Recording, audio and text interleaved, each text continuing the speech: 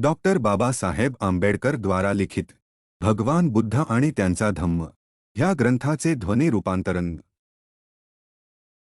खंड पहिला भाग दुसरा कायमचा संसार त्याग कपिलवस्तू सोडल्यावर मगधची राजधानी राजगृह येथे जाण्याचा सिद्धार्थ गौतमने विचार केला। राजा बिंबिसार हा तेथे राज्य करीत होता। मोठमोठे तत्त्वज्ञ आणि विचारवंत यांनी राजगृहाला आपले मुख्य निवासस्थान बनविले होते। हा विचार मनात ठेवून गंगेच्या वेगवान प्रवाहाची तमाना बाळगता तो तिचे पात्र ओलांडून पलीकडे गेला। वाटेत तो प्रथम साकी नावाच्या एका ब्राह्मण योगिनीच्या आश्रमात थांबला। नंतर तो पुढे पद्मा नावाच्या दुसऱ्या एका ब्राह्मण योगिनीच्या आश्रमात गेला आणि मग रेवत नावाच्या ब्राह्मण ऋषीच्या आश्रमात जाऊन राहिला। त्या सर्वांनी त्याचे यथोचित आदरातिथ्य केले। त्याचे आकर्षक व्यक्तिमत्व, उदात्त वागणूक आणि इतर सर्व पुरुषांना मागे टाकणारे त्याचे विलोभनीय सौंदर्य पाहिल्यावर त्या प्रदेशातील लोक त्याने अंगावर संन्याशाचे कपडे घातलेले पाहून आश्चर्य करू लागले। त्याला पाहिल्यावर दुसरीकडे जात असलेला मनुष्य निश्चल उभा राही, तर उभा असलेला मनुष्य त्याच्या मागोमाग चालू लागे। सावकाश आणि गंभीरपणे चालत असलेला मनुष्य धावू लागे, तर बसलेला मनुष्य एकदम उठून उभा राही। काही लोक त्याला दोन्ही हातांनी वंदन करीत असे, तर काही लोक पूज्य बुद्धीने मस्तक नमवून त्याला अभिवादन करीत असे। काही जण प्रेमळ शब्दांनी त्याला संबोधित। कोणीही मनुष्य त्याला अभिवादन केल्याखेरीज जात नसे। ज्यांनी रंगबेरंगी कपडे घातले होते अशा लोकांना त्याला पाहून लाज वाटे। वाटेल त्या विषयावर गप्पा मारणारे लोक गप्प होत असे। त्याला पाहिल्यावर कुणाच्याही मनात वाईट विचार येत नव्हते। त्याच्या भुवया, त्याचा भाल प्रदेश, त्याचे मुख, त्याचे शरीर, हातपाय किंवा त्याची चालण्याची शैली यापैकी त्याच्या कोणत्याही भागाकडे एखाद्याची नजर गेली की त्या क्षणीच त्याची दृष्टी तेथेच खिळून राही। दीर्घ आणि खडतर प्रवास केल्यानंतर 5 टेकड्यांनी वेढलेल्या, पर्वतराजींनी रक्षिलेल्या व सुशोभित केलेल्या आणि मंगल व पवित्र अशा स्थळांनी पुनीत झालेल्या राजगृह नगरीत गौतम येऊन पोहोचला। राजगृहास आल्यावर पांडव टेकडीच्या पायथ्याशी एक जागा त्याने निवडली व तेथे तात्पुरती वस्ती करण्यासाठी एक लहानशी पर्णकुटी त्याने तयार केली। राजगृहापासून कपिलवस्तू पायवाटेने जवळजवळ 400 मैल अंतरावर आहे। हा सगळा दीर्घ प्रवास गौतमने पायीच केला। दुसऱ्या दिवशी तो उठला आणि भिक्षेकरिता शहरात जाण्यासाठी निघाला। फार मोठा जमाव त्या वेळी त्याच्या भोवती जमला। त्यावेळी मगधाधिपती श्रेणीय बिंबिसार राजाने राजवाड्याच्या बाहेर लोकांचा तो प्रचंड जनसमुदाय पाहिला आणि त्याने हे एवढे लोक जमण्याचे कारण काय याची विचारणा केली। तेव्हा एका राजसेवकाने त्याला पुढील प्रमाणे हकीकत सांगितली, ज्याच्याबद्दल ब्राह्मणांनी असे भविष्य वर्तविले होते की हा एकतर उच्चतम ज्ञान प्राप्त करून घेईल किंवा या पृथ्वीचा सम्राट होईल। तोच हा शाक्यांच्या राजाचा पुत्र आहे। त्यालाच पाहण्यासाठी लोकांनी गर्दी केली आहे। हे ऐकून आणि त्याचा अर्थ मनात ओळखून राजाने त्या सेवकाला लगेच आज्ञा दिली की त्याच्या मागे जा आणि तो कुणीकडे जात आहे ते पाहून मला येऊन सांग। तो सेवक राजाची आज्ञा होताच त्या राजपुत्राच्या मागोमाग जाऊ लागला। स्थिर नेत्रांनी आपल्या पुढील केवळ जोखडभर अंतरापर्यंतच पाहत शरीराचे अवयव आणि मनात भरकटणाऱ्या विचारांवर संयम ठेवून तो याचकश्रेष्ठ सावकाश आणि मोजून पावले टाकीत हळू आवाजात भिक्षा मागत चालला होता। मिळेल ती भिक्षा स्वीकारून तो पर्वताच्या एका निवांत कोपऱ्यात जाऊन बसला आणि तेथे अन्न सेवन करून तो पांडव टेकडीवर चढून गेला। लोध्र वृक्षांनी दाटलेल्या आणि मयुरांच्या केका रवांनी निनादलेल्या त्या अरण्यात रक्तरंगाची वस्त्रे धारण केलेला तो मानवजातीचा सूर्य पूर्व दिशेच्या पर्वतराजींवरील बाल सूर्यासारखा तळपू लागला। याप्रमाणे त्याला ध्यानपूर्वक पाहिल्यावर त्या राजसेवकांनी राजाला सर्व हकीकत सांगितली आणि राजाने जेव्हा ती ऐकली तेव्हा अति आदराने आणि मोजकाच लवाजमा घेऊन तो स्वतः तिकडे जाण्यास निघाला। पर्वताप्रमाणे धिप्पाड असा तो राजा टेकडी चढून गेला. त्या ठिकाणी आसनस्थ झालेला आणि जितेंद्रिय असा तेजस्वी गौतम त्याच्या दृष्टीस पडला. जणू काही तो पर्वत हलत असून स्वतः गौतम हा त्या पर्वताचे शिखर आहे असा त्याला भास झाला. शारीरिक सौंदर्य आणि मनाची पूर्ण शांती यामुळे वैशिष्ट्यपूर्ण दिसणाऱ्या गौतमला त्या नराधिपाने पाहिले आणि आश्चर्यचकित होऊन प्रेमपूर्ण आदर भावाने तो त्याच्या जवळ गेला. बिंबिसाराने मोठ्या आदराने त्याच्या जवळ जाऊन त्याच्या शरीरस्वास्थ्याविषयी विचारपूस केली आणि गौतमनेही तितक्याच ममत्वाने आपले मन स्वस्थ असल्याची व शरीर सर्व व्याधींपासून मुक्त असल्याची खात्री दिली. त्यानंतर तो राजा खडकाच्या स्वच्छ अशा पृष्ठभागावर बसला आणि आपल्या मनाच्या स्थितीची कल्पना देण्याच्या हेतूने तो म्हणाला, बाळ, तुझ्या कुटुंबाशी माझी दृढ मैत्री आहे. ती वंश परंपरागत असून तिची दृढता चांगली सिद्ध झालेली आहे. म्हणूनच तुला काही सांगावे अशी इच्छा माझ्या मनात निर्माण झाली आहे. माझे प्रेमाचे शब्द तू नीट ऐकून घे. सूर्यापासून ज्याचा प्रारंभ झाला आहे अशा तुझ्या वंशाचा, नवतारुण्याचा, डोळ्यांना भुरळ घालणाऱ्या तुझ्या सौंदर्याचा मी जेव्हा विचार करतो तेव्हा मला अचंबा वाटतो की इतर सर्व गोष्टींशी इतका विसंगत असा हा राजोपभोगापेक्षा सर्वस्वी संन्याशाचे जीवन जगण्याचा हा तुझा निर्धार तुझ्या मनात कसा निर्माण झाला. तुझ्या अवयवांना रक्तचंदनाचा सुगंधच योग्य आहे. रक्तवर्णाची ही जाडी भरडी वस्त्रे त्यांना योग्य नाहीत. या तुझ्या हाताने प्रजाजनांचे रक्षण करावे, दुसऱ्याने दिलेले अन्न धारण करणे त्याला साजेसे नाही. म्हणून हे सौजन्यशील युवका, जर तुला तुझ्या वडिलांचे राज्य नको असेल तर माझ्या अर्ध्या राज्याचा तू औदार्याने स्वीकार कर. याप्रमाणे तू केलेस तर तुझ्या आप्तस्वकीयांना दुःखाचे कारण उरणार नाही. कालांतराने सार्वभौम सत्ता देखील अखेरीस धीर गंभीर अशा पुरुषाच्या आश्रयासाठी धाव घेते. म्हणून या बाबतीत तू मला उपकृत कर. सज्जनांच्या सहाय्यामुळे सज्जनांचा उत्कर्ष जास्त प्रभावी ठरतो. परंतु तुझ्या वंशाभिमानामुळे जर तुला माझ्याविषयी विश्वास वाटत नसेल तर अगणित अशा सज्ज असलेल्या सैन्यात आपल्या बाणांसह सामील हो आणि मला मित्र मानून आपल्या शत्रूंना जिंकण्याचा प्रयत्न कर. म्हणून तू यापैकी एका गोष्टीचा स्वीकार कर.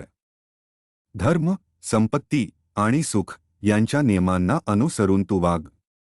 प्रेम आणि इतर गुण यांचे तू अनुसरण कर. जीवनाची ही 3 उद्दिष्टे आहेत.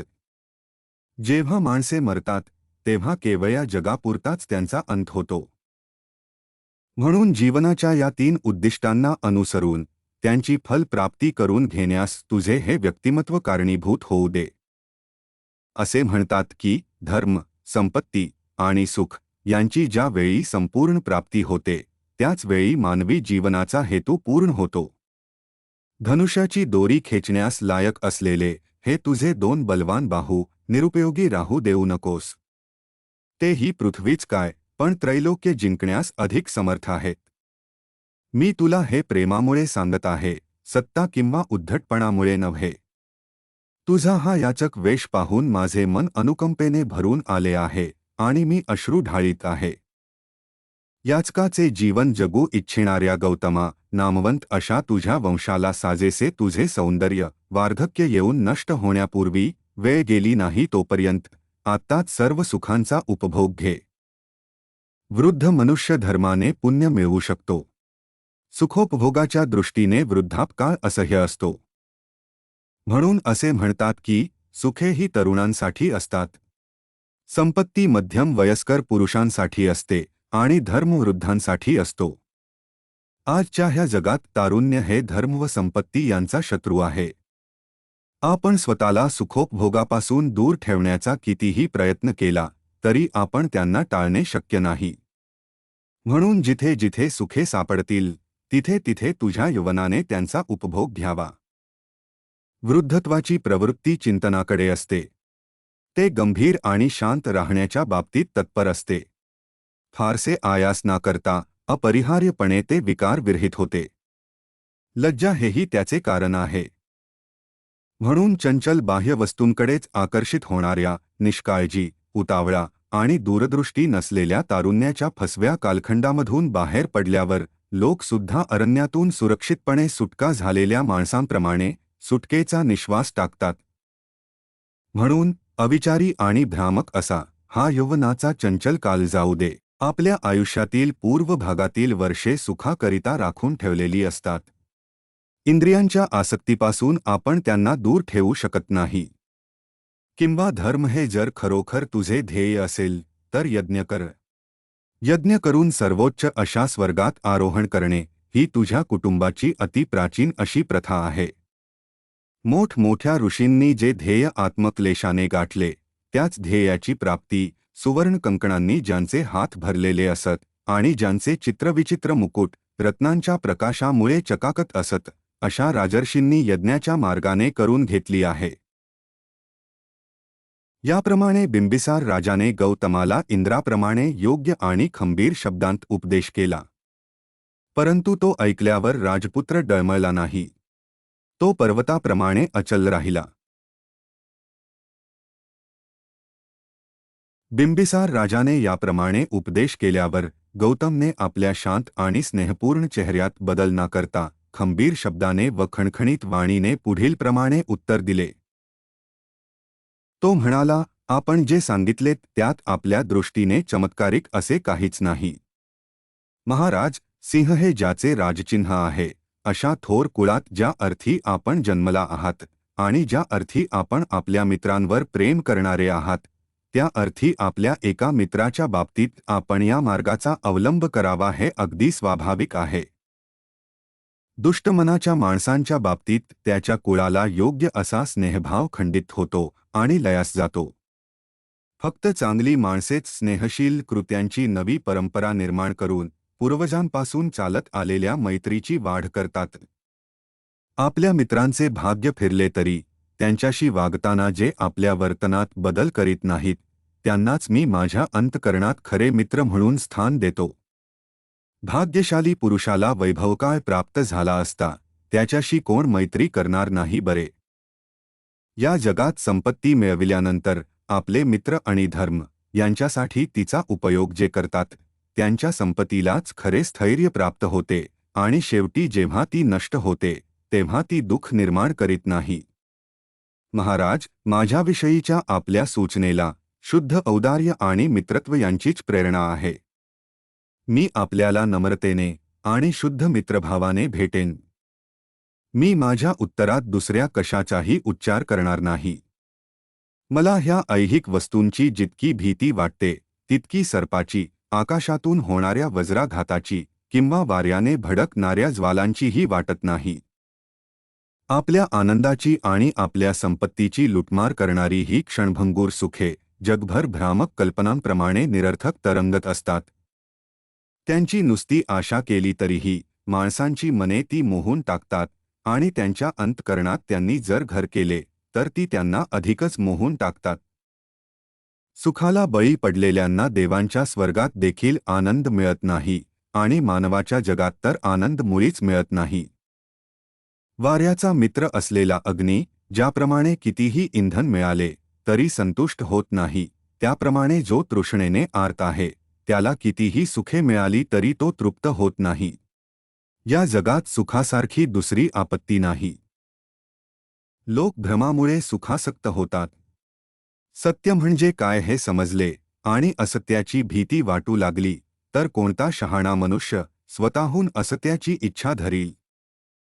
समुद्राने वेढलेली पृथ्वी ताब्यात घेतल्यावर राजे लोकांना त्या महासागराची दुसरी बाजूही जिंकण्याची इच्छा होते. सागराला मिळणाऱ्या पाण्याने तो कधी तृप्त होत नाही. तद्वतच कितीही सुखे मिळाली तरी मानवजात तृप्त होत नाही.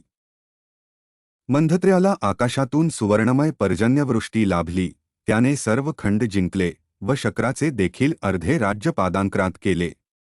तरीही त्याची ऐहिक पदार्थाविषयीची आसक्ती कमी झाली नव्हती. इंद्रसुद्धा जेव्हा वृत्राच्या भयाने लपून बसला होता तेव्हा जरी स्वर्गातील देवांच्या राज्याचा नहुशाने उपभोग घेतला आणि आपल्या गर्विष्ठपणामुळे जरी त्याने आपली शिबिका मोठमोठ्या ऋषींना वाहाव्यास लावली होती तरीही तो संतुष्ट झाला नव्हता. इतर उद्दिष्टे साध्य करण्यासाठी ज्यांनी आपले जीवन अर्पण केले, चिंध्या हेच ज्यांचे कपडे होते, कंदमुळे, फळे आणि पाणी हेच ज्यांचे अन्न होते, आणि सर्पाप्रमाणे लांब आणि पेलेल्या जटा ज्यांनी धारण केल्या होत्या, अशा ऋषीमुनींना देखील ज्याने जिंकले, त्या या सुख नामक शत्रूसाठी कोण प्रयत्न करील? सुखासाठी जे धडपडत आहेत आणि ऐहिक साध्याच्या जे पाठीस लागले आहेत, त्यांच्या दुःखाविषयी आत्मसंयमी लोक जेव्हा ऐकतात, तेव्हा सुखाचा त्याग करणेच त्यांना योग्य वाटते. सुखप्राप्तीतील यश म्हणजेच सुखी माणसांवरील विपत्ती समजली पाहिजे. कारण त्याने इच्छिलेली सुखे त्याला मिळाली म्हणजे तो उन्मत्त होतो. उन्मत्तपणामुळे जे करू नये ते तो करतो व जे करावे ते तो करीत नाही. आणि अशा रीतीने तो दुखावला गेला म्हणजे त्याचा शेवट अधपातात होतो. कष्ट करून मिळवून ठेवलेली, तुम्हाला फसवून जिथून आली तिथे परत जाणारी व काही काळापुरती उसनी घेतलेली ही सुखे, या सुखात कोणता आत्मसंयमी मनुष्य, तो जर शहाणा असेल तर रम्माण होईल. ज्यांचा शोध करून ती प्राप्त करीत असताना तुमच्या वासना भडकतात, अशा गवताच्या चुडीप्रमाणे असलेल्या सुखात कोणत्या आत्मसंयमी माणसाला समाधान लाभेल? जी सुखे दूर भिरकावून दिलेल्या मांसाच्या तुकड्याप्रमाणे आहेत आणि जी राजे लोकांकडून उपभोगिली गेल्यामुळे विपत्ती निर्माण करतात, अशा प्रकारच्या सुखांमध्ये कोणत्या आत्मसंयमी माणसाला समाधान लाभेल? ज्या सुखात रम्माण होणाऱ्या माणसावर अनेक बाजूंनी संकटे कोसळतात आणि जी वासनांप्रमाणे विनाशकारी आहेत, अशा या सुखात कोणत्या आत्मसंयमी माणसाला समाधान लाभेल? ज्यांच्या अंतःकरणाचा या सुखांनी चावा घेतला आहे, अशा आत्मसंयमी पुरुषांचाही नाश होतो. त्यांना आनंद मिळत नाही. संतापलेल्या क्रूर सर्पाप्रमाणे असलेल्या ह्या सुखांमध्ये कोणत्या आत्मसंयमी माणसाला समाधान लाभेल? हाडे चोखीत उपाशी मरणाऱ्या कुत्र्याप्रमाणे जरी त्या सुखांचा उपभोग माणसांनी घेतला तरी त्यांचे समाधान होत नाही. मेलेल्या हाडांच्या सापळ्याप्रमाणे असलेल्या ह्या सुखांमध्ये कोणत्या आत्मसंयमी माणसाला समाधान लाभेल?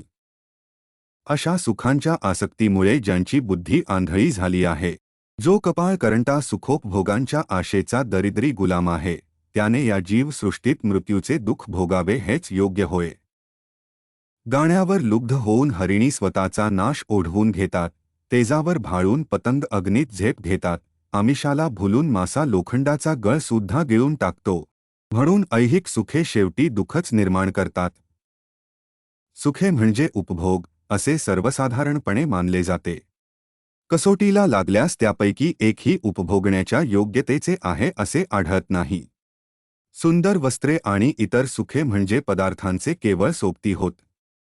दुखावरील उपाय एवढेच त्यांचे महत्त्व मानले पाहिजे. तहान भागविण्यासाठी पाण्याची आवश्यकता असते, त्याचप्रमाणे भूक शमविण्यासाठी अन्न पाहिजे असते. वारा, ऊन आणि पाऊस यांच्या निवारणासाठी घर हवे असते आणि आपली नग्नता झाकण्यासाठी व थंडीवाऱ्यांपासून संरक्षण करण्यासाठी कपड्यांची आवश्यकता असते. याचप्रमाणे झोपेची गुंगी घालविण्यासाठी बिछाना असतो. प्रवासाचा शीण होऊ नये म्हणून वाहन असते. उभे राहण्याचा त्रास कमी करण्यासाठी आसन असते. तसेच शरीराची शुद्धी, आरोग्य आणि शक्ती यांच्यासाठी स्नान हे एक साधन असते. म्हणून बाह्यवस्तू म्हणजे मानवाच्या दुःख निवारणाची केवळ साधने होय. ते आनंदाच्या उपभोगाचे मार्ग नव्हेत. केवळ प्रतिबंधक उपाय म्हणून ज्यांचा उपयोग केला जातो, अशा त्या बाह्य वस्तूंपासून आपल्याला आनंदाचा उपभोग मिळतो, असे कोणता शहाणा मनुष्य मान्य करील? पित्त प्रकोपाच्या तापाने फणफणल्यामुळे शीतलतेच्या उपाययोजनांनी दुःख कमी करण्यात गुंतला असताना जो त्या उपाययोजना म्हणजेच आनंदाचा उपभोग असे समजतो, तोच सुखांना आनंद हे नाव देतो. ज्या अर्थी सर्व सुखांमध्ये चंचलता आढळून येते, त्या अर्थी मी त्यांना आनंद हे नाव देणे शक्य नाही. कारण सुखामागून दुःख येणे हेच मुळी त्याचे वैशिष्ट्य आहे. भरपूर कपडे आणि सुगंधी कोरफड या वस्तू हिवाळ्यात सुखदायक असतात, परंतु उन्हाळ्यात त्याच वस्तू त्रासदायक ठरतात. आणि चंद्रकिरण व चंदन उन्हाळ्यात सुखदायक असतात, पण हिवाळ्यात मात्र दुःखदायक ठरतात. सर्वांना माहीत असलेला फायदा आणि तोटा या आणि इतर अनेक परस्परविरोधी जोड्यांचा जगातील प्रत्येक वस्तूशी अविभाज्य संबंध आहे. म्हणून जगात कोणताही मनुष्य संपूर्ण सुखी नाही किंवा संपूर्ण दुःखी नाही. सुख आणि दुःख यांचे स्वरूप संमिश्र आहे असे जेव्हा मला दिसून येते तेव्हा राजपद आणि गुलामगिरी या दोन्ही गोष्टी एकच आहेत असे मी समजतो. राजा नेहमीच सुखात नसतो किंवा गुलाम नेहमीच दुःखात नसतो. राजा होणे म्हणजे अधिक व्यापक अशा जबाबदाऱ्या स्वीकारणे होय. आणि म्हणून राजाची दुःखे मोठी असतात. कारण राजा हा खुंटीसारखा आहे. तो जगासाठी त्रास सहन करीत असतो. जे राजपद जाण्याची भीती असते आणि ज्याला कपटीपणाचे वर्तन आवडते अशा राजपदावर जर राजाची निष्ठा असेल तर तो राजा दुर्दैवी होय. आणि या उलट जर त्यावर त्याची निष्ठा नसेल तर असल्या भित्र्या राजाला सुख तरी कसे मिळणार. आणि संबंध पृथ्वी जिंकल्यानंतर जर फक्त एकाच शहराचा उपयोग वसतिस्थान म्हणून होऊ शकतो आणि त्यातही जर फक्त एकच घर हे निवासस्थान होऊ शकते तर मग राज्यपद म्हणजे केवळ इतरांसाठी केलेले कष्टच नव्हेत काय. आणि राजपद स्वीकारल्यावर सुद्धा वस्त्रांच्या एका जोडीपेक्षा अधिक कपड्यांची त्याला आवश्यकता नसते आणि केवळ भूक शमविण्या इतके अन्न त्याला पुरेसे असते. त्याचप्रमाणे फक्त एक बिछाना आणि एक आसन एवढ्यांचीच राजाला आवश्यकता असते. याखेरीज इतर वस्तू या केवळ अभिमानाने मिरविण्यासाठी असतात. आणि समाधान लाभावे म्हणून जर या सर्व फलांची अपेक्षा असेल तर राज्याशिवायही मी संतुष्ट राहू शकतो.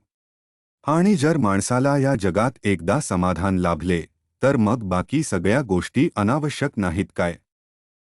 म्हणून समाधानाचा मंगल मार्ग ज्याला सापडला तो सुखाच्या बाबतीत कधी फसणार नाही. आपण व्यक्त केलेली मैत्री लक्षात घेऊन मी विचारतो की सुखांना काही किंमत आहे काय. मी गृहत्याग केला तो रागाने नव्हे किंवा शत्रूच्या बाणाने माझा मुकुट धुळीस मिळाला म्हणून नव्हे किंवा अधिक उच्च असे हेतू साध्य करून घेण्याची माझी आकांक्षा आहे म्हणून मी आपली सूचना नाकारतो असेही नव्हे.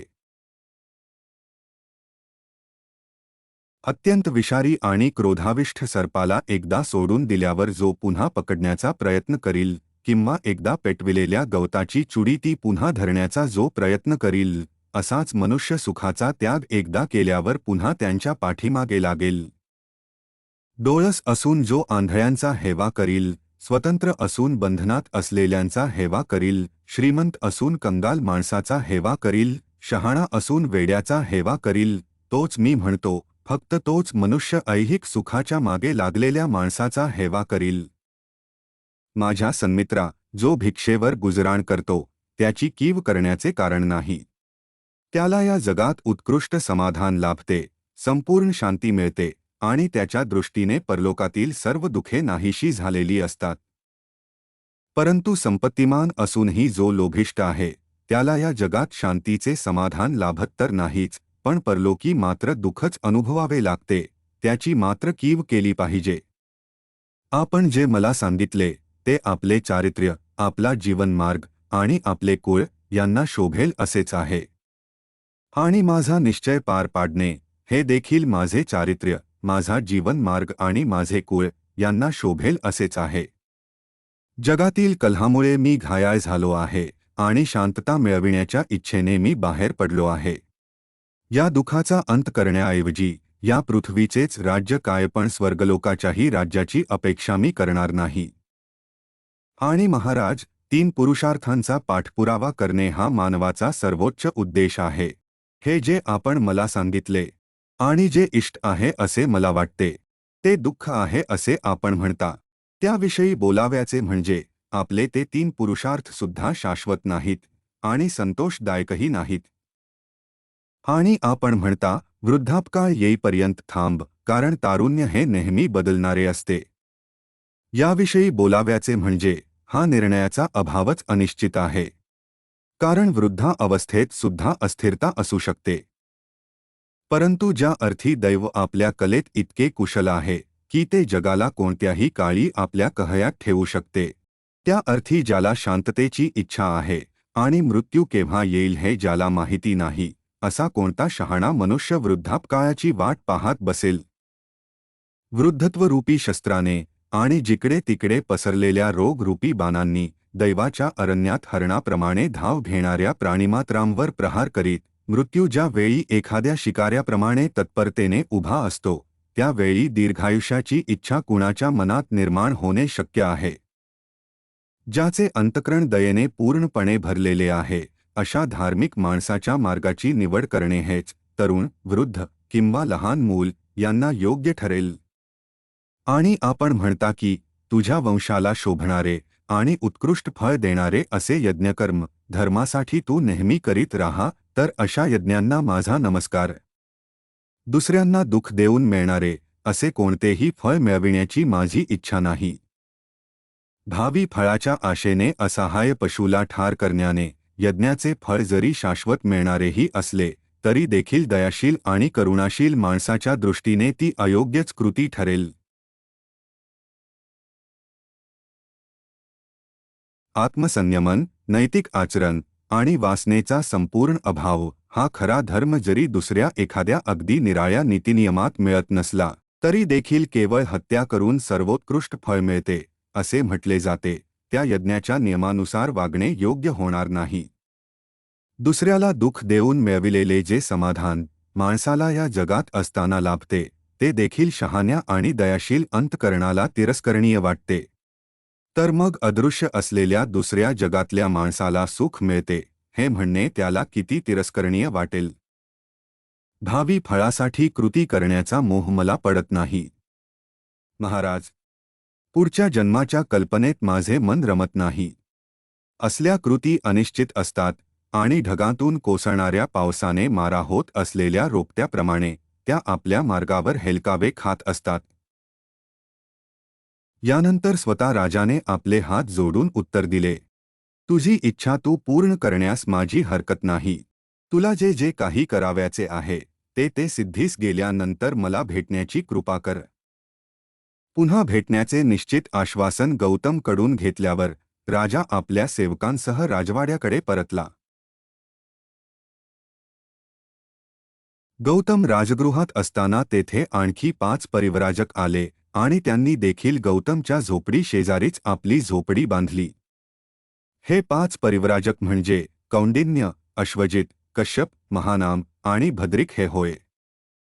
ते देखील गौतमचे रूप पाहून थक्क झाले आणि त्याने परिवर्जा का स्वीकारली असावी याचा त्यांना प्रश्न पडला. राजा बिंबिसाराने त्याला याविषयी जसे विचारले तसेच त्यांनीही विचारले. आपल्याला परिवर्जा कोणत्या स्थितीत स्वीकारावी लागली हे जेव्हा त्याने त्यांना समजावून सांगितले तेव्हा ते म्हणाले, आम्ही त्याबद्दल ऐकले आहे, परंतु तुम्ही निघून आल्यानंतर काय काय घडले ते तुम्हाला माहीत आहे काय? सिद्धार्थ म्हणाला, नाही, या बाबतीत मला काहीच माहीत नाही. नंतर त्यांनी त्याला सांगितले की त्याने कपिलवस्तू सोडल्यानंतर कोलियांशी युद्ध पुकारण्याविरुद्ध शाक्यांनी फार मोठी चळवळ केली. स्त्री पुरुषांनी, मुलामुलींनी निदर्शने केली आणि कोलिय हे आमचे भाऊ आहेत. भावाने भावाविरुद्ध लढणे चूक आहे.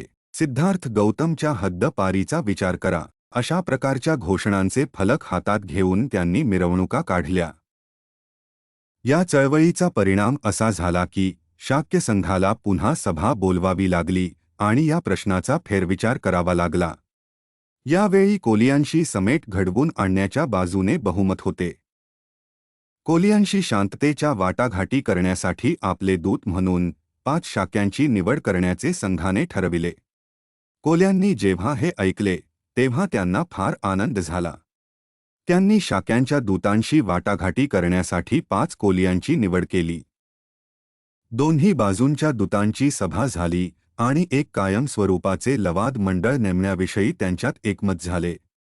रोहिणी नदीच्या पाण्याच्या वाटपाबाबतीतील प्रत्येक वाद मिटविण्याचा या मंडळाला अधिकार देण्यात आला आणि त्याचा निर्णय दोन्ही बाजूंना बंधनकारक ठरविण्यात आला. याप्रमाणे भेडसावणाऱ्या युद्धाचा शेवट शांततेत झाला.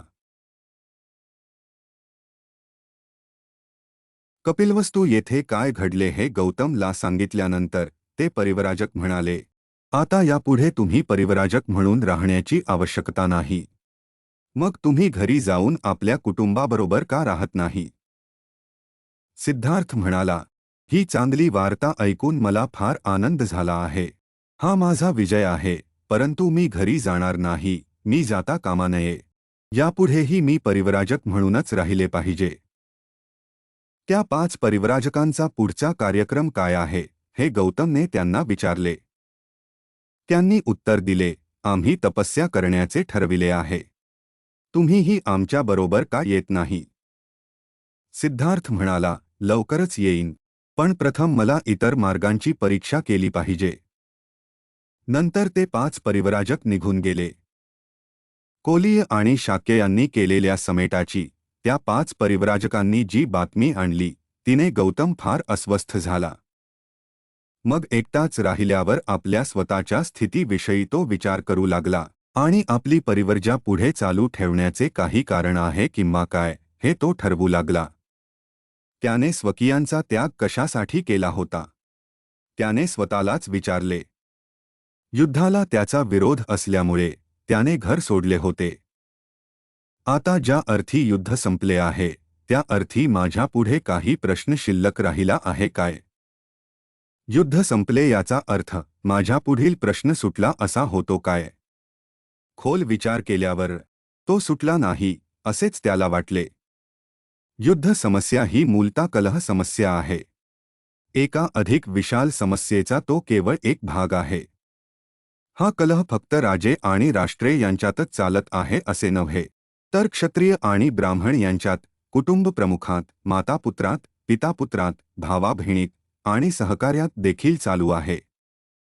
राष्ट्राराष्ट्रातील संघर्ष हा प्रसंगोपात असतो, परंतु वर्गावर्गातील संघर्ष हा वारंवार होणारा आणि शाश्वत स्वरूपाचा असतो.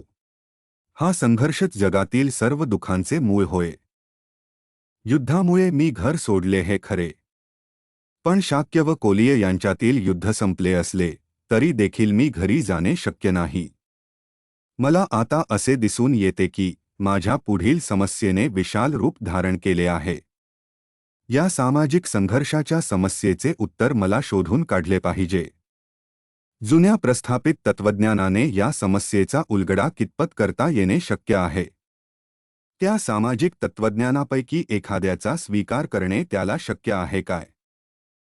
अशा प्रकारची प्रत्येक गोष्ट स्वतःच तपासून पाहण्याचा त्याने निश्चय केला.